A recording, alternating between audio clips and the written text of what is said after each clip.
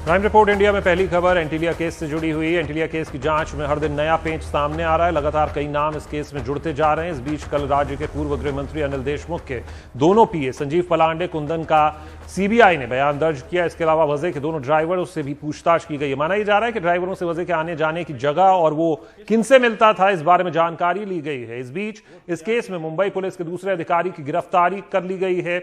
NIA की team ने Mumbai police के एएसआई रियाज काजी को गिरफ्तार कर एनआईए कोर्ट में पेश किया, जहां से उसे एनआईए की हिरासत में भेज दिया गया है।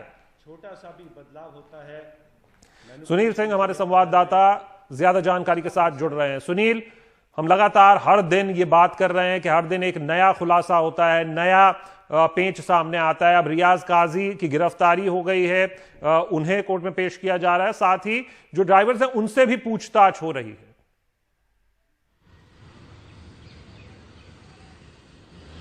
जी बिल्कुल, साजिश की जो एक भूती आपराधिक घटना हुई वो एक हुई, लेकिन उसके जरिए इतने पेच बाहर निकले हैं कि अलग अलग मामले चल रहे हैं जिनकी जांच चल रही है।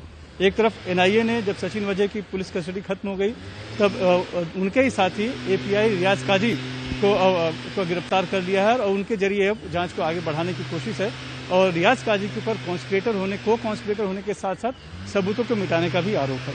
दूसरी तरफ इसी मामले की गाज जब मुंबई के पूर्व पुलिस आयुक्त परमवीर सिंह पर गिरी तो उन्होंने गृह मंत्री अनिल देशमुख पर 100 करोड़ वसूली का टारगेट देने का आरोप लगा दिया।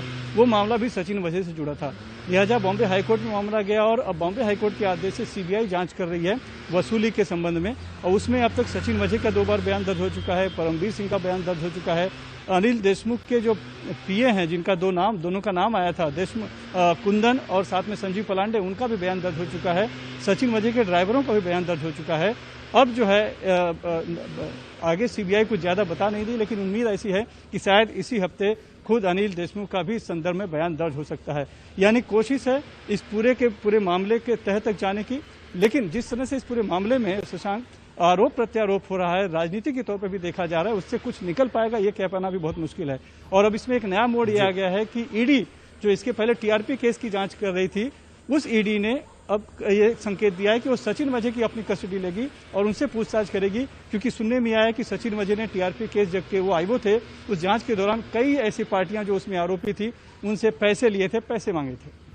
तो एक केस और इस केस में उलझे बहुत से केस परतें दर परतें, जिसको अनकवर अनफोल्ड जिसे कहते हैं वो करती हुई एनआईए सीबीआई। शुक्रिया सुनील इस पूरी जानकारी के लिए। आगे बढ़ते हैं, अगली खबर का रुख करते हैं। डार्कनेट पर ड्रग्स का जाल। ड्रग्स ट्रैफिकिंग के खिलाफ यह अभियान है। डार्कनेट के जरिए ड्रग्स का काला कारोबार किया जा रहा है। एनसीबी को स्पेशल ड्राइव में एक बड़ी सफलता इस मामले में हाथ लगी है। गैंग के 4 लोगों को गिरफ्तार किया गया है। गिरफ्तार लोगों में बनाने वाले से लेकर सप्लायर तक शामिल हैं। और आपको ये भी बता दें कि ऐसे अलग अलग 34 ठिकानों पर छापेमारी की गई, जहां से ये जब्त किए गए हैं। यूएस, यूके, यूरोप तक इनकी सप्लाई की जाती थी और भी बाकी देश है जहां पर इनकी सप्लाई की जाती थी। छापे में बड़ी मात्रा में साइकोट्रोपिक ड्रग्स को सीज किया गया है और जैसा हमने बताया ऐसे सीजर्स 34 जगहों पर से किए गए हैं। दिल्ली में अगवा की गई 11 साल की बच्ची पुलिस की मुस्तैदी की वजह से बचा ली गई है। दरअसल पुलिस के दबाव में आकर किडनैपर्स बच्ची को उसके घर के पास छोड़कर फरार हो गए। बाद में केस की जांच को आगे बढ़ाते हुए पुलिस इन तीनों तक पहुंच गई। सभी आरोपियों को गिरफ्तार कर लिया गया। पूछताछ में पता चला है कि आरोपी फाइनेंस के धंधे से जुड़े थे, लेकिन कारोबार में घाटा होने की वजह से उन्होंने किडनैपिंग की साजिश रची थी।